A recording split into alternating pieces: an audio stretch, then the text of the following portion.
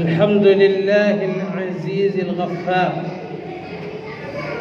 الواحد القهار الذي أيقظ من خلقه من اصطفاه فزهدهم في هذه الدار وشغلهم بمراقبته وإدامة الأفكار ملازمة الابتعاد والادكار ووفقهم للدأب في طاعته والتأهب لدار القرار والحذر مما يسخطه ويوجب دار البوار والمحافظة على ذلك مع تغاير الأحوال والأطوار. أحمده أبلغ حمد وأزكاه وأشمله وأنماه. أشهد أن لا إله إلا الله البر الكريم الرؤوف الرحيم وأشهد أن محمدا عبده وحبيبه ورسوله الهادي إلى صراط مستقيم والداعي إلى دين قويم صلوات الله وسلامه وآل كل وسائر الصالحين. قال الله عز وجل: واذكروا الله في أيام معدودات فمن تعجل في يومين فلا إثم عليه ومن تأخر فلا إثم عليه لمن اتقى واتقوا الله واعلموا أنكم إليه تحشرون. صدق الله العظيم. أوصي نفسي وإياكم بتقوى الله وطاعته faqad fazal muttaqun. Hadirin sidang salat jamaah Jumaat rahimakumullah. Sebelum khatib memulai khutbah, izinkan kami mengingatkan adik-adikku yang ada di luar sana untuk bersama-sama sejenak mendengarkan khutbah apa yang akan kami sampaikan. Kerana di dalam sebuah hadis disebutkan orang yang berkata-kata di saat khatib berada di atas mimbar, maka sia-sialah Jumaatnya. Yang dimaksud sia-sia bukan berarti Jumaat kita ditolak atau tidak sah, tetapi yang dimaksud sia-sia adalah tidak sempurna pahala yang kita dapat dari apa yang dilakukan di hari Jumaat untuk melaksanakan salat Jumaat ini. Oleh sebab itu, adik-adikku sekalian, untuk sejenak mendengarkan khutbah. Hadirin rahimakumullah. Pada pertemuan yang singkat ini, khatib tidak bosan-bosannya dan tidak jemu-jemunya untuk mengingatkan pribadi kami dan saudaraku semua untuk senantiasa patuh taat kepada Allah, taat kepada Rasulullah sallallahu alaihi wasallam, dengan senantiasa mengerjakan perintahnya dan menjauhi larangannya. Inilah yang disebut takwa, takut kepada Allah. Kemudiannya kita juga senantiasa mengucapkan berterima kasih kepada Allah dengan memperbanyak alhamdulillahi rabbil alamin, karena kita masih diberikan umur panjang, menghirup udaranya Allah. Banyak nikmat yang Allah berikan kepada kita. Kita tidak mampu menghitung nikmat-nikmat Allah itu. Di dalam surah Ar-Rahman Allah mengulang-ulang, fabi ayyi ala'i rabbikuma tukadziban. Nikmat yang manakah yang engkau dustai? Terlalu banyak nikmat-nikmat Allah. Maka sebab itu sebagai tanda syukur kita salat Jumaat dan juga kita salat 5 waktu secara berjamaah, dan tentunya memperbanyak membaca Alhamdulillahirabbil alamin.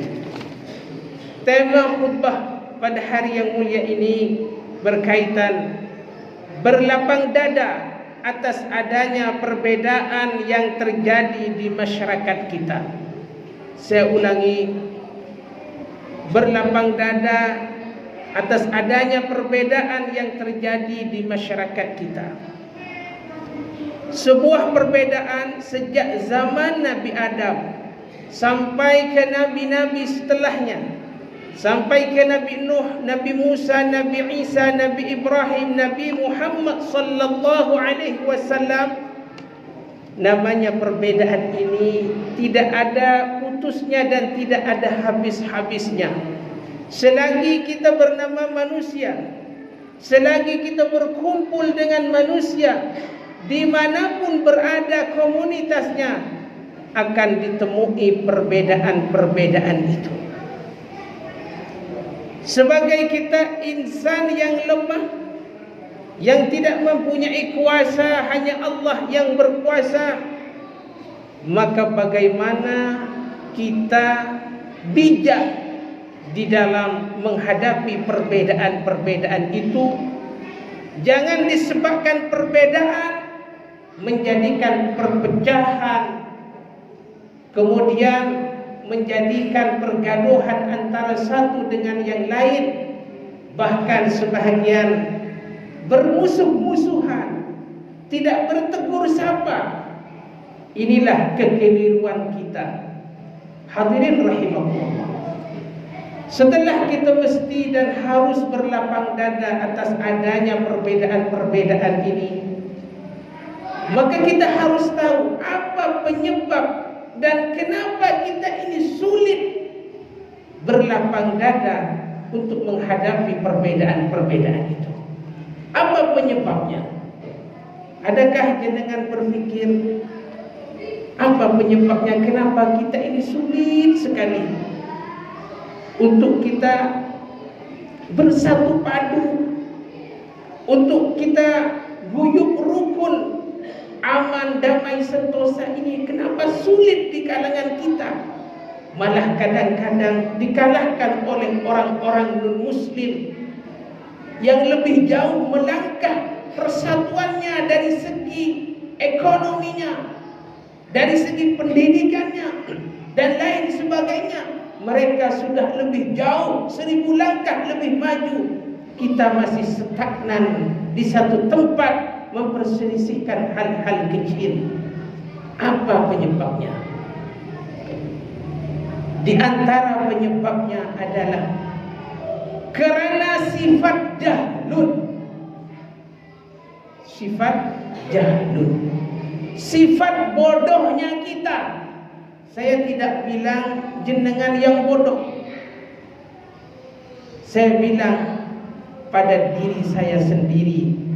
Kalau ada sifat dengki itu disebabkan perbedaan-perbedaan, maka disebabkan jahlunnya kami, sifat bodohnya saya, dan juga sifat bodoh dari karakter-karakter yang dimiliki sebahagian di antara kita. Perbedaan tidak dilihat sebagai ayatun min ayatillah.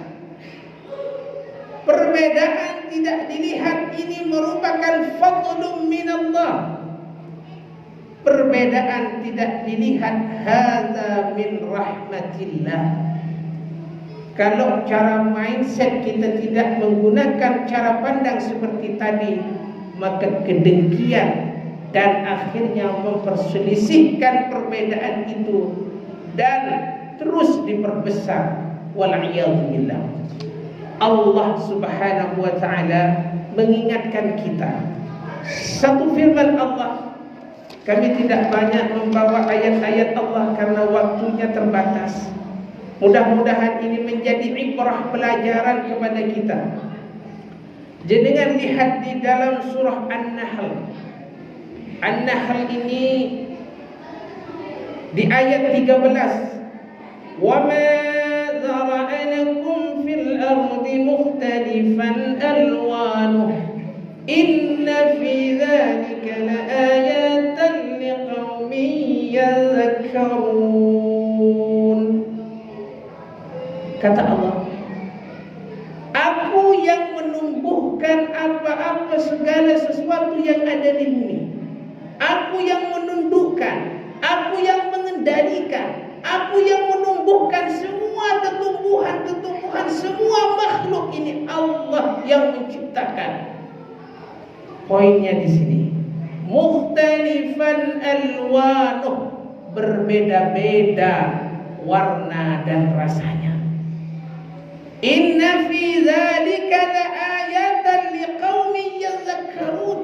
Semua ini merupakan tanda-tanda dari kekuasaan Allah, liqaumin yadhakkarun, bagi orang yang mau mengambil peringatan, liqaumin yatafakkarun, bagi kaum-kaum yang mau mengambil berfikir tentang adanya ayat-ayat Allah.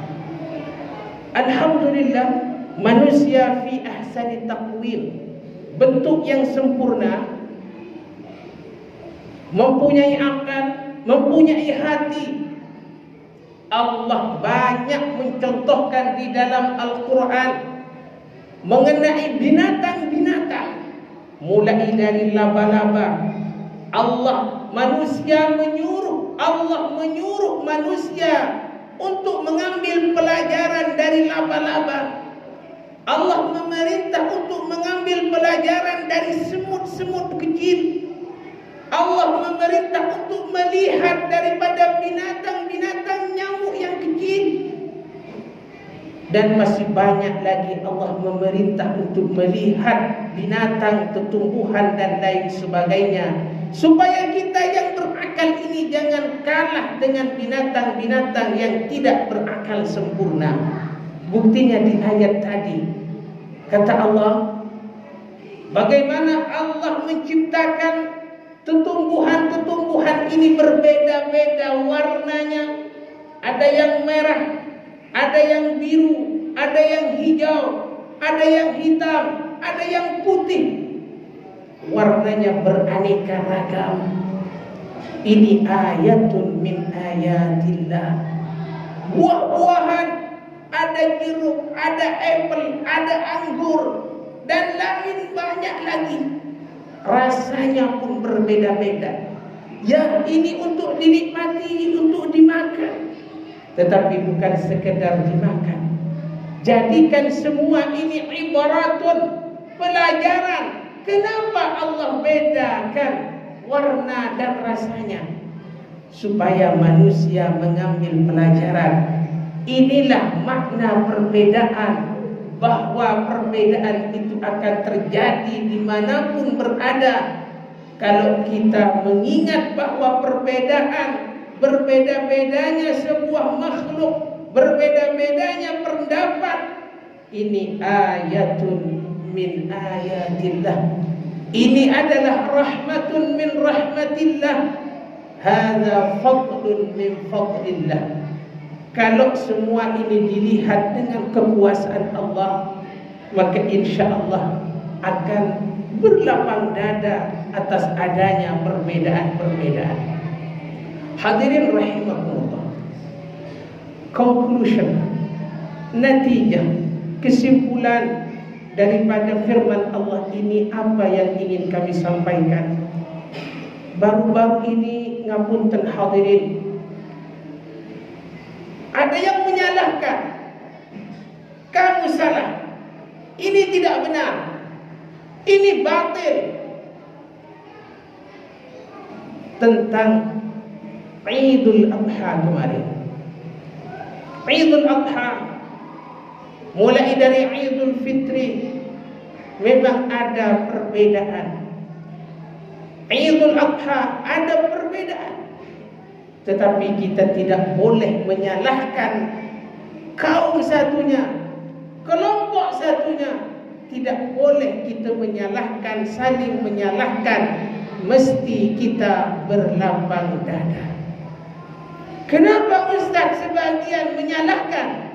Kembali pada prinsip tadi, karena sifat jahlun kita, jahlunnya saya, bodohnya jenengan, bodohnya saya tentang ilmu-ilmu mengenai Idul Fitri kemarin dan Idul Adha. Sedikit saya mau sentuh. Idul Adha, ada yang berhari raya hari Rabu, ada yang berhari raya hari Kamis. Mana yang benar Ustaz? Mana yang salah Ustaz? Semuanya benar. Kita mengikut ulama yang mu'tabar, kita ikut ulama yang sudah pakar di bidang ilmunya. Adapun yang berhari raya hari Rabu, karena tetap pada prinsip hisab, lita'lamu adadas sinina wal hisab di dalam Al-Quran, maka tetap prinsipnya tidak berubah, karena hisab hitungannya pada hari Rabu, dan pada ketika itulah ditentukan Idul Adha. Hari Kamis bagaimana Ustaz? Karena hari Kamis tetap berpanduan kepada ru'yatul hilal, penentuan hilal, maka tetap mereka kalau tidak melihat bulan maka tidak terjadi. Kalau melihat bulan, karena prinsip adalah ru'yatul hilal, maka hari Kamis terjadinya Idul Adha. Karena perselisihan jam juga terjadi antara Arab dengan Indonesia. Oleh sebab itu hadirin rahimakumullah, kita tidak boleh menyalahkan satu dengan yang lain. Yang berhari raya Idul Adha hari Rabu, yakin dengan ulama yang mentarjih, yang menetapkan, maka kita yakin kepada beliau, karena bukan mudah menentukan itu. Beliau bertanggung jawab. Maka benar adanya hari Rabu.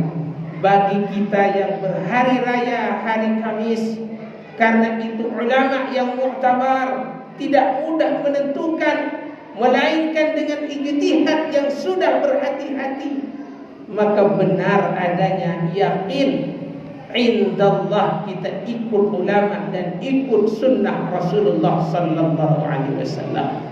Yang tidak benar adalah orang yang menyalahkan satu kelompok dengan kelompok yang lain. Oleh sebab itu hadirin rahimahumullah, inilah makna perbedaan. Mesti kita berlapang dada atas adanya perbedaan-perbedaan ini, sama ada disebabkan perbedaan Idul Adha atau Idul Fitri, atau ada perbedaan-perbedaan yang terjadi di masyarakat kita, maka pandang cara mindset kita adalah, ingat, ini ayatun min ayatillah. Satu bukti, adakah sama baju jenengan? Kopi yang songkoknya sama? Apakah sarungnya sama? Ada yang berjubah? Tidak sama. Hatta dalam keluarga jenengan akan ada perbedaan-perbedaan dalam rumah tangga kecil. Kami berada di Arab, kos di satu tempat, nyewa satu rumah ke rumah yang lain. Di satu rumah itu akan ada perbedaan-perbedaan. Pindah ke rumah lain, ada perbedaan lagi. Di Surabaya, sewa di tempat kemarin di Jalan Ciliwung, akan ada perbedaan komuniti masyarakat. Di sini akan ada perbedaan. Maka perbedaan-perbedaan seperti ini Allah sudah contohkan, bahwa binatang-binatang itu pun berbeda dari segi warna besarnya, buah-buahan berbeda-beda dari segi warna dan rasanya. Tetapi kita harus bijak menanggapi perbedaan itu. Jangan terjerumus dengan emosi sehingga kita kadang bermusuhan, tidak mau bertegur sapa dengan tetangga, dengan anak-anak, dengan adik, dengan saudara. Maka syaitan-syaitanlah yang berbahagia. Maka kita sebagai orang Islam mesti kita jaga hablum minallah, hubungan kita dengan Allah. Tetapi juga yang tidak kalah pentingnya, jaga hablum minan nas, untuk sama-sama berlapang dada di saat kita menemui apa-apa perbedaan. Mudah-mudahan bermanfaat. Aqulu qawli hadza wa astaghfirullahal azim li wa lakum wa lisairil mu'minina wal mu'minat fastaghfiruh innahu huwal ghafurur rahim.